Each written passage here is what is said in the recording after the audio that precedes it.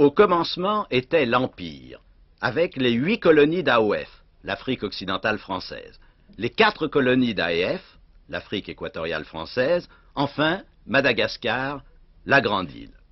La 4e République en fit, au sein de l'Union française, partie intégrante de la métropole, des territoires d'outre-mer, dotés dès 1957 de leur propre gouvernement. En adoptant au référendum du 28 septembre 1958 la constitution de la 5e République, avec un seul refus, celui de la Guinée de Sékou Touré, ces territoires, désormais républiques autonomes, formaient avec la France, sous l'emblème de 2 mains jointes, la communauté.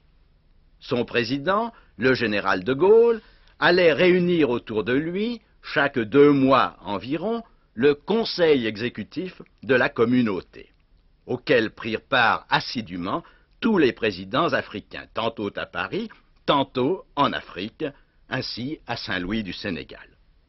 À l'Élysée, ce 21 mars 1960, c'était le dernier conseil exécutif de la communauté, car entre juin et novembre de la même année, toutes les républiques noires devenaient indépendantes l'une après l'autre, avec la bénédiction de celui que le président mauritanien devait saluer comme notre grand décolonisateur commun. La communauté faisait place à la coopération. Les chefs d'État n'oubliaient pas pour autant le chemin de l'Élysée. Mais c'est au successeur du général, Georges Pompidou, qu'il appartiendra de rendre ses visites en 1971 et 1972. Ainsi, à Dakar, chez Senghor, à Libreville, et dans quel appareil pittoresque, chez Bongo, à Niamey, chez Diori Amani.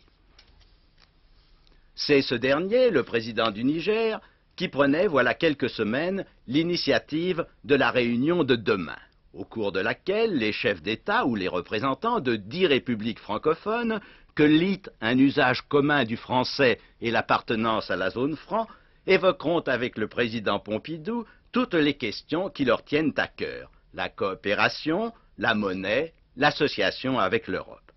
Ils ne seront que 10, car sans rompre avec la France comme la Guinée, 2 pays, la Mauritanie, Madagascar, ont quitté en 1973 la zone franc. Néanmoins, certains des leaders africains arrivés depuis 48 heures à Paris espèrent conférer à cette rencontre franco-africaine un caractère périodique et tenir la prochaine en Afrique même.